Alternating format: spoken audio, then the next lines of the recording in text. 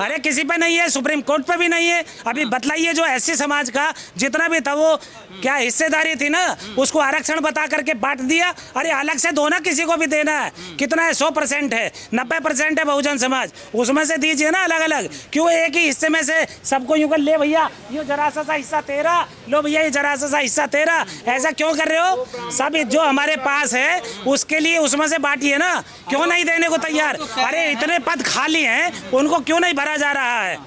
क्यों खाली कर रखा है? छोटा भाई जिससे तक नहीं पहुंचा है उससे भी सरकारी नौकरी मिल जाए, इसलिए वर्गीकरण की जाती है। अरे मेरे भाई देखिए, आज हमारे देश को, हमारे समाज को भोली भाली जनता है जो एससी समाज है, एसटी समाज है, हमारी बहन बेटियां हैं, सबको ताली थोली ढोली ढमड़ा सब बजाने के लिए छोड़ा हुआ है कि उन्हें गुमराह करके उन्हें एक तरफा कर दो। समानता, समता, न्याय, बंधुता, स्वतंत्रता सब खत्म, गुलामी की ओर ले जाओ। पूरा देश को पाखंड की ओर धकेल रखा है, पाखंड की ओर ले जा रहे हैं देश को। हाँ, और कहाँ ले जा रहे हैं? देखिए शिक्षा कहाँ है, आज कितनी महंगी की जा रही है। अरे यदि करना है तो शिक्षा को समान कीजिए, जो गरीब का भी बच्चा पढ़े, अमीर का भी बच्चा पढ़े, ऑफिसर का भी बच्चा पढ़े, एक रिक्शा चलाने वाले का भी पढ़े। क्यों नहीं उसको समान कर रहे हो? विदेशों में फ्री शिक्षा है, क्यों नहीं कर रहे हो आप अपने देश में? क्या इसीलिए संविधान बनाया गया था? क्या संविधान की कसम लेकर के आप इसीलिए बैठे हो तख्त पे? ये मत भूलो तुम नौकर हो, क्योंकि जनता जनार्दन होती है, जनता ही मालिक है, जनता ही टैक्स देती है, तभी तुम पगार पाते हो, तभी तुम अपनी वेतन पाते हो, तभी मजदूरी मिलती है।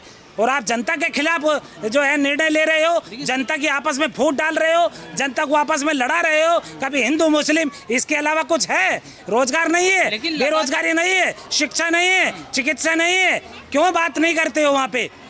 देखिए आप कह रहे हैं शिक्षा और रोजगार की बात तो आप कर रहे हो, लेकिन देखो टीवी चैनलों पे अगर बात की जा रही है तो कह रहे हैं कि तिरुपति बालाजी मंदिर में जो लड्डू मिल रहा है उसमें चर्बी, सुअर की चर्बी और जानवर की चर्बी मिली हुई है, इस पर बहस हो रही है। अरे मेरे भाई, बहस ऐसी जगह की होनी चाहिए, क्योंकि मंदिरों में जो एक इंसान बनाता है मूर्ति, वही जो है उसको भगवान बना के छोड़ दिया जाता है।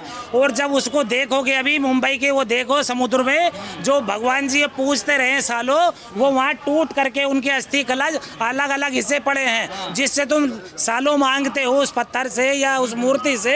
वो आज बतलाइए, वो अपने आप का ही रोना रोता है, किससे मांगोगे? अरे प्रकृति तो बिल्कुल एक है, जिसका कोई भी न सोता है, न जागता है, न उठता है, न बैठता है, तो आप उससे मांगो ना, उससे इबादत करो ना।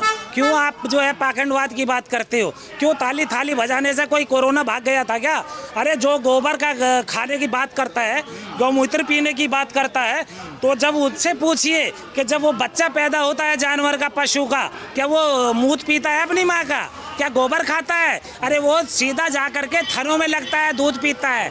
और जो बच्चा इंसान का पैदा होता है उसको भी माँ का थन दूध याद आता है, वो इधर उधर नहीं लगता है। यानी इंसान को साले को जानवर से भी बदतर बना देना, गुलामी की ओर ले जाना, ये षड्यंत्र नहीं तो क्या है? अरे भाई देखिए, एक प्राइम मिनिस्टर एक चीफ जस्टिस के घर जा करके, यानी कि षड्यंत्र नहीं तो क्या है? देश को अपनी ओर गुलाम बनाने का षड्यंत्र नहीं तो क्या है? चीफ जस्टिस के यहाँ पर तो किसी को जाना ही नहीं चाहिए, चीफ जस्टिस को मिलना ही नहीं चाहिए, क्योंकि वो ऐसे ओहदे पर बैठ गया न्याय व्यवस्था पर। आज न्याय व्यवस्था धूमिल दिखाई दे रही है, किसी के साथ में न्याय नहीं है। अभी सरजील इमाम की बात कर लीजिए, इमाम खालिद की बात कर लीजिए, खालिद सैफी की बात कर लीजिए, और बहुत सारे जितने स्टूडेंट थे जिन्होंने हक अधिकार की बात करी, जिन्होंने न्याय की बात करी, जिन्होंने सामाजिक की बात करी, उनको आज जो है जेल में सड़ाया जा रहा है, उनको न्यायिक हिरासत में रख करके उनके ऊपर अत्याचार किया जा रहा है। 14 बार वो लोग अप्लाई करते हैं, उनको न्याय नहीं मिल रहा।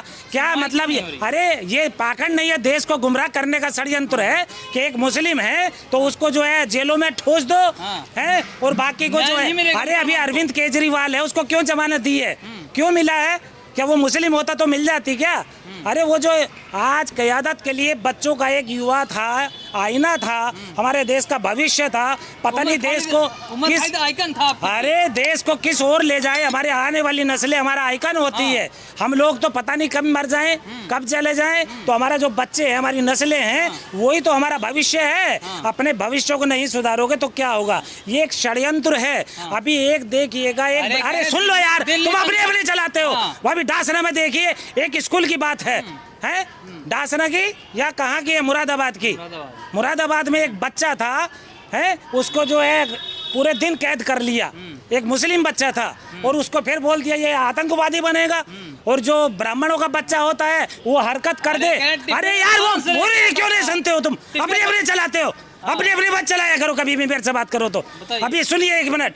जब वो बच्चा यदि ब्राह्मणों का होगा तो ये एक क्रोनोलॉजी समझिए। तो बच्चे को आए इधर आ बच्चे, हाँ जल्दी से इधर हो तो बच्चे को यदि हम देखते हैं वो ब्राह्मणों का बच्चा होगा तो उसको कहेंगे कि ये बच्चा जो है गलती कर जाता है। और यदि वो एससी का, एसटी का, ओबीसी का बच्चा होगा तो वो उसको सीधा कहेंगे अरे ये तो आतंकवादी बन जाएगा, ये आतंकवादी गतियों करने लग जाएगा।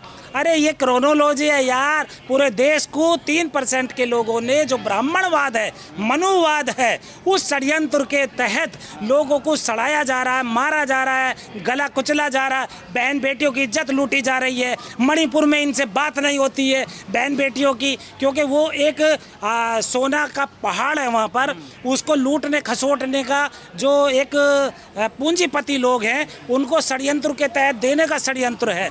तो वहाँ बहन बेटियों की इज्जत लूट करके कि वो यहाँ छोड़ करके भाग जाए। तो ये इनका एक षड्यंत्र है, अपने देश को लूट रहे हैं। ये व्यापारी हैं, ये देश को चलाने की बात नहीं है। हिंदू मुस्लिम व्यापारी हैं। हाँ, व्यापारी नहीं तो क्या है? अरे तुम यदि बिरयानी खाओगे किसी को विश्वगुरु बना अरे किसी मुस्लिम के साथ में तुम बिरयानी खाओगे तो तुमको देखो कैसे बवाल में मचा दिया जाएगा। और जब उनका मन बिरयानी को करेगा तो वो पाकिस्तान में सीधे चले जाएंगे, बिरयानी तोड़ करके बढ़िया बढ़िया सी खा के फिर वापस आ जाएंगे। उनके लिए कुछ नहीं है। अरे यदि करना है तो जोन सी तुम गौ माता की बात करते हो उसे राष्ट्रीय पशु बना दो, उसे राष्ट्रीय पशु बना दो। और जितने भी कत्ल खाने हैं वो मुस्लिमों के नहीं है, ये ध्यान रख लो। उनको बंद कर दो तुरंत। यदि तुम गौ की बात करते हो, तुम गाय की बात करते हो, क्यों नहीं बंद कर देते कत्ल खाने? क्यों चला रखे तुम विदेशों में सप्लाई करते हो? दूसरे नंबर पे बीफ का आप इंटरनेशनल का दर्जा हत्या के रखे हो, क्यों? भाई ऐसा नहीं है। आज अरे सुन लो यार, मार देना चाहिए। आज जो है तुम शंकराचार्यों की बात करते हो, वे तो लटे ऐसी करते हैं, वो ना नहाते हैं ना धोते हैं। और जो प्राइम मिनिस्टर हैं जब नया संसद बनाते हैं उन्हीं को ले जाते हैं पाखंड फैलाने के लिए। और जब वैज्ञानिकों को ले जाओगे, शिक्षितों को ले जाओगे तो वो शिक्षा की बात करेगा, हक अधिकार की बात करेगा। डॉक्टर बाबा भीमराव अम्बेडकर साहब ने कहा था, क्या कहा था? शिक्षा शेरनी का वह दूध है जो इसे पिएगा वही दहाड़ेगा। तो ये दहाड़ खत्म कर देना चाहते हैं। एससी समाज को, ओबीसी को, एसटी को हक अधिकार नहीं देना चाहते और न दिलाना चाहते, इसीलिए मुस्लिमों का मुद्दा उठाते हैं। इनके बस में और कुछ नहीं है, नहीं तो देश कब का बेच चुके हैं ये लोग। और अभी और देखिए जो जरा मरा सा बचा है ये उसी मुद्दे को लेकर के। और जो हमारा पीछे अभी हुआ है हिंदू राष्ट्र के चक्कर में, आपने नेपाल को देख लो, अभी बांग्लादेश को देख लो। अरे यार टाइट से क्या करोगे? जो गैर मुस्लिम है उसको बताइए कितना हक अधिकार दे रहे हो, कितनी नौकरियां दे रहे हो, कितनी बहन बेटियों की इज्जत बचा रहे हो। बताइए मुझे किसके लिए जाग रहे हो? ये सब ड्रामा है, ढकोसला है, देश को लूटने का षड्यंत्र है और कुछ नहीं है। मुसलमान जमीन कब जाता है, जिहाद करता है। अरे भैया जिहाद किसे कहते हैं? सबसे पहले तो ये समझ लो, आंदोलन हिंदी का शब्द है, जिहाद उर्दू का शब्द है, इंकलाब किसका शब्द है? उर्दू का है। तो वो समझ में आता है। गदर किसका है? वो अरबी का, उर्दू का शब्द है। तो ये सब एक ही है, यानी अपने हक अधिकार की बात करनी, अपने समाज को जगाना, वो क्रांति है, वो आंदोलन है, वो गदर है, वो जिहाद है। यदि तुम्हें ये गलत लगता है तो आप बतलाइए मुझे। जो मुस्लिम बहन बेटियां हैं तो वो आपकी बहन बेटियां नहीं है क्या? अरे वो भी तो आपकी हमारी सबकी बहन बेटियां हैं, उनके लिए लव ट्रैप चलाया जाता है और उनसे लव करके बहाना करके उन्हें ढकोसले में फंसा करके उन्हें मार दिया जाता है 1-2 साल में। भगवा लव ट्रैप। अरे भगवा लव ट्रैप है यार, तुम समझते नहीं। लो देखो कितनी मीडिया में चर्चाएं चल रही हैं, कितनी न्यूज चल रही है, उसकी बात नहीं करते हो। घर वापसी की लव जिहाद की बात कर। घर वापसी क्या होता है? यानी तुम पाखंडवादी बन जाओ, अंधविश्वासी बन जाओ, ताली थाली बजाने वाले बन जाओ, गौमूत्र पीने वाले बन जाओ, जानवरों की टट्टी खाने वाले बन जाओ, ये वो घर वापसी है? अरे भैया मुझे ये बतलाइए, अनुच्छेद 341 के तहत जो मुस्लिम एससी तब्दील हुआ, मुस्लिम बना, क्यों उसको हक अधिकार नहीं मिलना चाहिए? जब गैर मुस्लिम में उसको हक अधिकार मिल रहा है, उसको आरक्षण मिल रहा है, हिस्सेदारी मिल रही है, तो मुस्लिमों को क्यों नहीं है? क्योंकि वो समता, समानता, न्याय, बंधुता और स्वतंत्रता की बात करता है। आज जो मुस्लिम का बच्चा यदि ऐसी बात करेगा समता समानता की, और या कोई संगठनों में जा करके या पार्टियों के मंच पे, तो यानी उसको दबा दिया जाएगा, उसको जेलों में ठूस दिया जाएगा। वाह भाई वाह, ये कौन सी न्याय व्यवस्था चल रही है? हिंदुओं को एकजुट करने के लिए योगी जी कह रहे हैं। अरे भैया तो मुझे यार एक बात बता दो, हिंदुओं को, हिंदू क्या है, हिंदू के मायने क्या है, मुझे यही समझा दो। चलो आज आप हिंदू के लिए अभी आपने मोहन भागवत का सुन लो, मोदी जी का ही सुन लो, और जितने भी महापुरुष हुए हैं, ललाई सिंह यादव हुए हैं, उन्होंने तो कोर्ट में दलीलें पेश की हैं, उसको सारा नकार दिया गया। हिंदू कोई धर्म नहीं है, ये तो एक धंधा है, लोगों को लूटने का एक फंदा है और कुछ नहीं है। ये एक विचारधारा है, मुस्लिम विचारधारा, इस्लाम मजहब, सिख विचारधारा है, ईसाई विचारधारा है। यानी एक इंसान को इंसानियत का, मानवता का एक पाठ पढ़ाने के लिए एक वर्ग बनाए गए और वो एक विचारधारा के तब्दील किया गया, और वो इंसान है। आप यदि किसी का भी खून निकाल लोगे, ये डॉक्टर हैं, डॉक्टर का ही खून निकाल लो, ये मजदूर है, ये लड़का पढ़ता है, इसका ही खून निकाल लो, देखो कलावा बंध रहा है, इन डॉक्टर साहब का कलावा नहीं बंध रहा।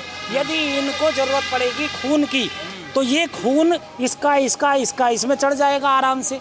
तो ये इंसान है, कहाँ से वो अलग अलग है? यदि ये तोड़ दो, टोपी पहना दो, बताओ कौन सा ही मुसलमान नहीं लगेगा? अभी आप ये बहन जी हैं, इनके ये सिंदूर हटा दो और सिंदूर मत लगाओ, और दुपट्टे को माजी इसको अच्छे से ऐसे बांध लो, तो ये क्या इज्जत का टोकरा सबको पसंद नहीं आएगा? ये इज्जत नहीं रास आएगी।